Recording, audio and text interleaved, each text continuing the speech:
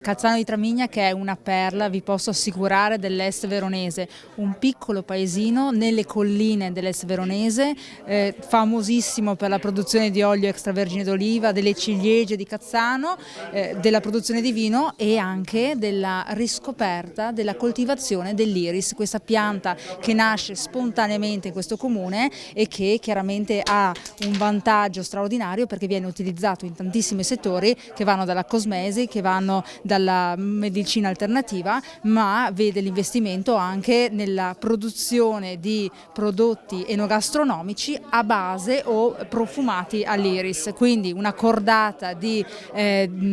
soggetti, di realtà pubbliche e private che si sono unite in questo progetto che è partito qualche anno fa e che adesso finalmente sta cominciando a vedere i frutti. La Via dell'Iris, che è diciamo un po' il protagonista della giornata di oggi, la Via dell'Iris, 26 km da gustarsi a piedi, in bicicletta, a cavallo, come volete, ma assolutamente da fare perché il paesaggio merita. Appuntamento il 19 maggio a Cazzano di Tramigna, mi raccomando, numerosissimi, perché il paesaggio, i prodotti del territorio, il profumo dell'iris, bisogna andarci per forza. Oltre alla Via dell'Iris è anche il coinvolgimento della comunità nella piantumazione dei rizomi, proprio perché già il titolo del progetto, la Via dell'Iris per il rilancio di una cultura, vogliamo riprendere e far rivivere la comunità e il territorio proprio sviluppando questo aspetto che è stato dimenticato, abbandonato, e quindi dare un maggiore impulso alla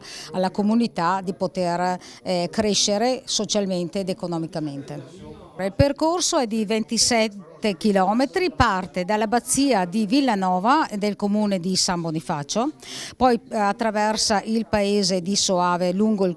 torrente del Tramigna per arrivare in quota su a Castelcerino. E da Castelcerino poi si raggiunge Caltrano, dove noi abbiamo sistemato e rimesso a posto la fontana di Caltrano e una vecchia scala in pietra. Da Caltrano, che è in piano, in pratica si riparte per arrivare al capitello di Sant'Anna nel comune di Tregnago, che poi confluisce nella parrocchiale di Tregnago. La Fondazione Cari Verona merita veramente un plauso e noi ne siamo orgogliosi perché ha creduto nel nostro progetto. L'avevamo già presentato in altra forma qualche anno prima,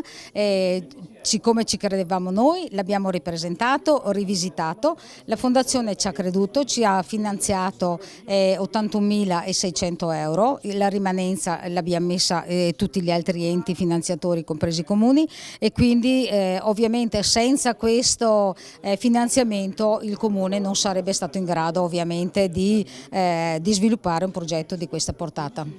Ottima sinergia tra pubblico e privato, quelle poche aziende che al momento sono partecipi